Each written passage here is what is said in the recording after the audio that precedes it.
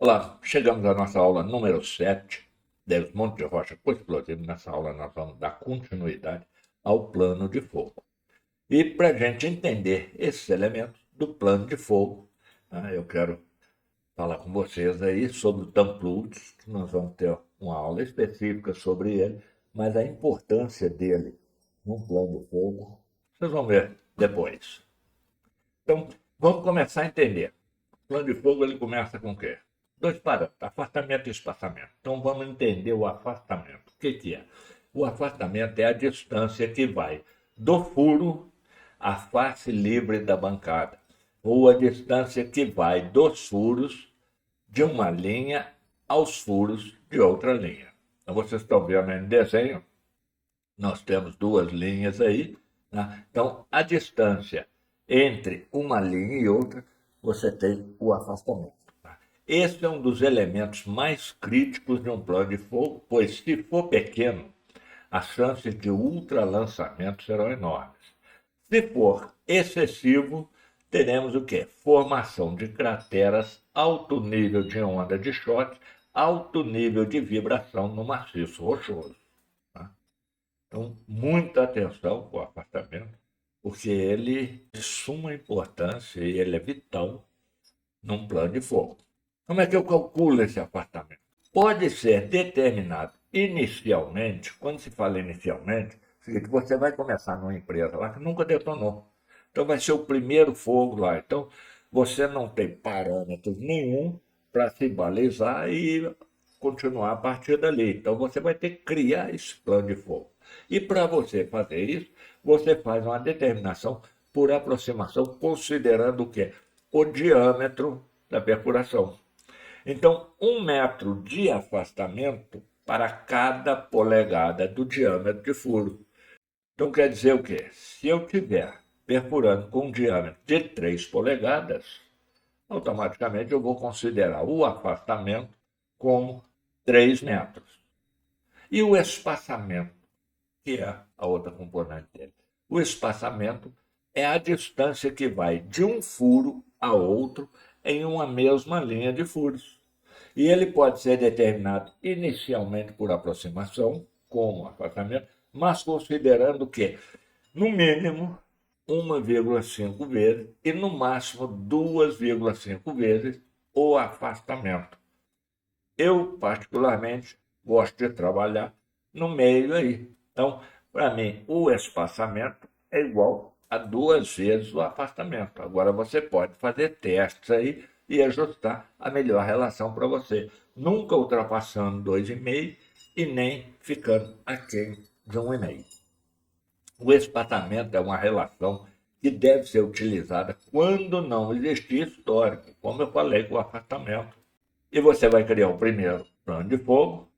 Então você vai partir o quê? Dessas premissas.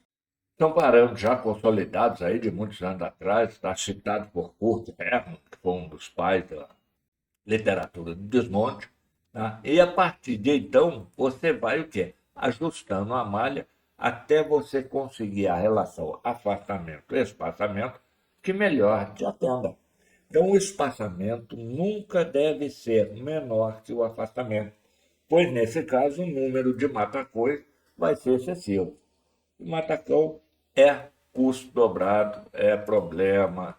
Olha, faz um fogo bem feito para evitar esse tipo de ocorrência aí de matacões, tá? Porque, por mais bem feito seja o fogo, você já vai ter um percentual de matacões. Agora, se esse fogo for mal feito, meu amigo, aí você está lascado.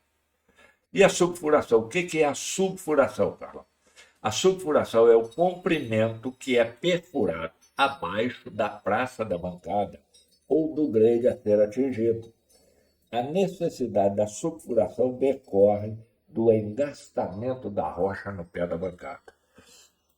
Lembra que nós falamos que pé da bancada é o encontro da face com a praça?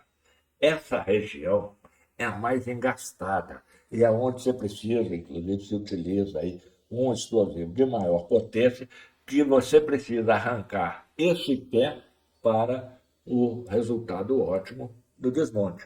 Tá? Então a subfuração ela é calculada o quê?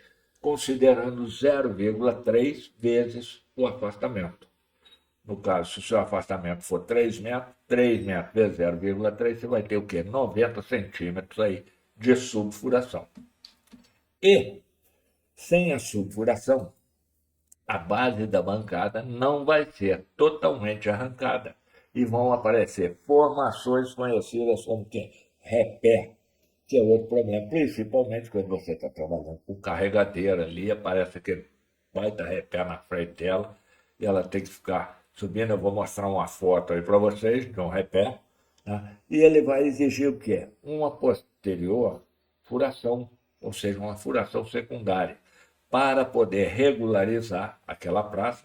Isso vai gerar aumento de custo, dificuldade na extração do material detonado, além dos riscos, porque perfuração secundária traz um risco maior associado a ela. Tá? E esses riscos, em detonação, preocupação é segurança. Então, tudo aquilo que você puder mitigar ou minimizar para evitar esses trabalhos secundários ou trabalhos de é, é, regularização, você deve fazer.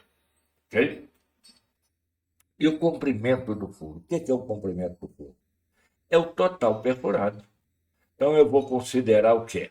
A altura da bancada, eu vou considerar o quê? A inclinação do furo, e eu vou considerar mais o quê? Eu vou considerar a subfuração. Então, ele é maior do que a altura da bancada. Tá? E conhecendo-se a altura da bancada, a inclinação dos furos e a subfuração, é só aplicar essa fórmula, que aí está. Né? Que nós vamos ter a altura do furo é igual a altura da bancada mais a subfuração, dividido pelo cosseno de alfa. Aí esse cosseno de alfa, ou seja, o alfa é o ângulo da inclinação do furo em relação à perpendicular. Nós vamos trabalhar esses cálculos aí, então não precisa aí ficar apavorado com as fórmulas, não, nós vamos ver isso detalhadamente. E o tampão? Novamente eu estou trazendo o tamplug aí para vocês e nós vamos ter uma aula específica sobre ele. O tampão nada mais é do que a parte superior do furo que não vai ser carregada com explosivos. Tá? Ela vai ser preenchida o quê? Com material inerte, de preferência angular, de forma que promova um adequado confinamento à carga explosiva. E é aí que entra o tamplug. Tá? Ele ajuda a reter o tampão, evitar ejeção de tampão e, com isso, você tem um melhor aproveitamento de quê? Dos gases da energia gerada na detonação. E o tampão você vai calcular ele na fórmula que está aí, 0,7 vezes A. A é o quê? O afastamento. Então, no nosso exemplo, se eu tenho um afastamento de 3 metros, 3 vezes 0,7, eu vou ter um tampão de 2,10 metros. Estão vendo? A coisa é simples, tá? Não apavora não, porque esse negócio é muito simples. Depois que você fizer 1, 2, 3, aí é automático. Na tua terceira marcha aí, meu amigo, aí a mente funciona, que é uma maravilha. Tá? A função principal do tampão é o perfeito confinamento dos gases da detonação. Eu falei com você. Não indicamos o quê? O pó da perfuração. Muitas vezes as pessoas utilizam, é porque está mais fácil ali. Não, não, usa brita, brita. Porque o pó é muito fino e para você melhorar a eficiência, né, mesmo com o pó aí, você tem que usar esse acessório que é o tamplug. Né? Mas o ideal é você coloca o tamplug lá direitinho no furo, joga a brita em cima, que você vai ver o sucesso que vai ser a sua detonação. Carga de fundo, qual que é? É a carga que vai na subfuração e um pouco acima dela. Tá? É uma carga reforçada, necessária no fundo do furo, onde existe o quê? Maior engastamento da rocha. A forma para cálculo da carga de fundo é: a altura da carga de fundo é igual a 0,30 vezes, aí abre os parênteses, a altura do furo, ou seja, o comprimento do furo, menos o tampão. E a carga de coluna? Carga de coluna é a mais simples de se calcular. Eu tenho a carga de fundo? Tenho. Já calculou ela? Já calculei no slide anterior. Eu tenho o tampão? Tenho. Já calculei? Calculei 2 slides atrás aí. Então, se eu tenho a carga de fundo e tenho o tampão, o que sobrou aí? Então, a altura da carga de coluna vai ser igual ao comprimento do furo, total, menos o tampão e menos a altura da carga de fundo. Simples assim. E na próxima aula nós vamos dar continuidade aí, vamos continuar vendo carga de fundo, coluna, volume de rocha, perfuração específica, razão linear de carregamento, razão de carregamento. Tem muita coisa ainda para a gente ver aí. Né? Aguardo vocês na próxima aula. Até lá.